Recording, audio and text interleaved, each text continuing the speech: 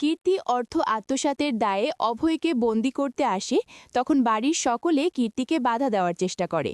এরপর শ্রদ্ধা কীর্তিকে বলে, কীর্তি, আমি জানতাম তুই সবসময় একজন নিষ্ঠাবান পুলিশ অফিসার হবে।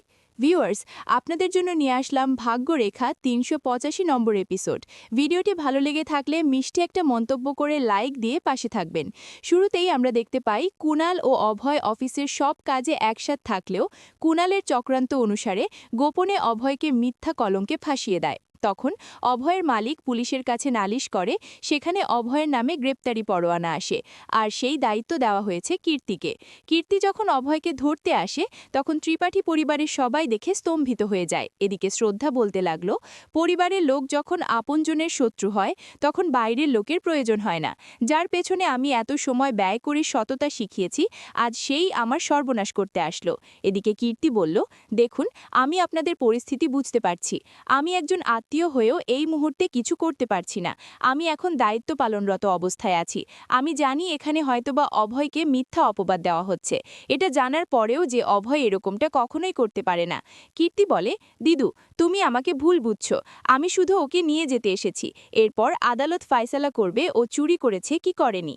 তখনই সেখানে অভয়ের অফিসের বস আসে এবং অভয়ের কলার চেপে ধরে বলতে থাকে, বল, কোথায় আমার অর্থ, আর কাকে পাঠিয়েছিস তুই আমার অফিসের সব গোপন তথ্য।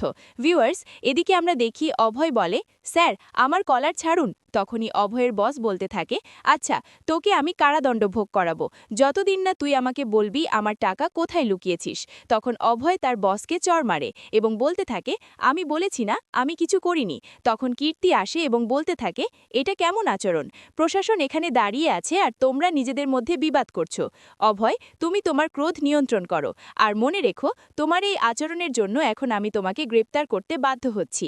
এরপর শ্রদ্ধা আসে এবং অভয়ের বসকে বলতে থাকে, আমি বুঝতে পারছি আপনার প্রতিষ্ঠানের অনেক বড় একটা লোকসান হয়ে গেছে, কিন্তু এমনটাও তো হতে পারে যে কোনো ভ্রান্ত ধারণা হচ্ছে, কারণ অভয় এমনটা করতেই পারে না। কীর্তি বলে, অভয় এটা করেছে কি করেনি সেটা যাচাই করার জন্য আমাকে বাধ্যতামূলক অভয়ের তল্লাশি চালাতেই হবে। তখন অভয়ের মা বরুণের মাকে উদ্দেশ্য করে বলে, দেখেছ বৌদি, তোমার ছেলের বউ আমার ছেলেকে কারাগারে পাঠানোর জন্য উঠে পড়ে লেগেছে। আমি এই বাড়িতে আমার ছেলের খানা তল্লাশি হতে দেব না। তখন অভয় কীর্তিকে বলে, ঠিক আছে, করো তল্লাশি। যখন আমি নির্দোষ তখন তুমি আমার কাছ থেকে কিছুই পাবে না। অন্যদিকে দেখা যায় কীর্তি অভয়ের কক্ষ তল্লাশি করতে চলে গেলে কুণাল মনে মনে চিন্তা করতে থাকে, এবার তো আমি অভয়ের থেকে নিস্তার পেয়ে যাব, কারণ অভয়ের ঘরে তল্লাশি করলেই এই নথিপত্রগুলো তারা অভয়ের কাছ থেকেই পাবে।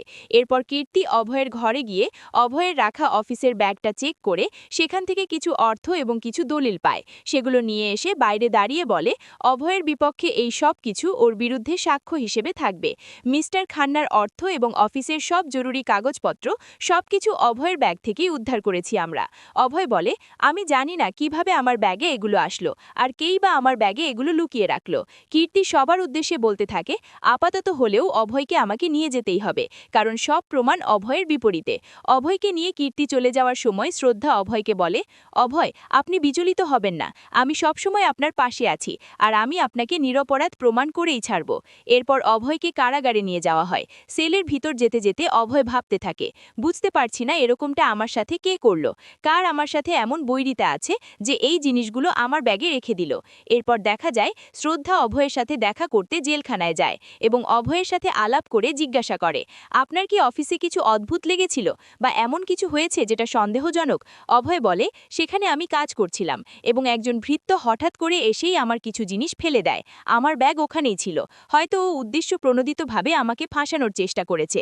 তখন শ্রদ্ধা বলে, হয়তো ও জেনে শুনেই এই কাজটা করেছে এবং আপনাকে বিপদে ফেলার চেষ্টা করছে। এরপর দেখা যায় শ্রদ্ধা অভয়ের অফিসে বেশ পরিবর্তন করে যায় এবং ওই লোকটার সাথে কথা বলতে থাকে। তারপর বুদ্ধিমত্তা খাটিয়ে ওই লোকটাকে ভয় দেখিয়ে তার মুখ থেকে সত্যটা বের করার চেষ্টা করে। শ্রদ্ধাও এই যুক্তিতে সম্মত হয়। সে বুঝতে পারে এই কাজটি পরিকল্পিত এবং এর পেছনে কেউ খুব কাছের মানুষ জড়িত থাকতে পারে। সত্য বের করতে সে নিজেই ঝুঁকি নিতে প্রস্তুত। পরবর্তী দৃশ্যে দেখা যায় শ্রদ্ধা ছদ্মবেশে অভয়ের অফিসে প্রবেশ করে। সে কৌশলে কর্মীদের সঙ্গে কথা বলে, ভয় দেখায়, মনস্তাত্ত্বিক চাপ সৃষ্টি করে সত্য বের করার চেষ্টা করে। তার বুদ্ধি ও সাহস এই পর্বে নতুন মাত্রা পায়। ঠিক তখনই গল্পে আসে আরেক চমক। কুনাল মাস্ক পরে সেখানে হাজির হয়। তার উপস্থিতি পরিস্থিতিকে আরও রহস্যময় করে তোলে। সে কি শ্রদ্ধাকে বিভ্রান্ত করতে এসেছে, নাকি নিজের অপরাধ ঢাকতে?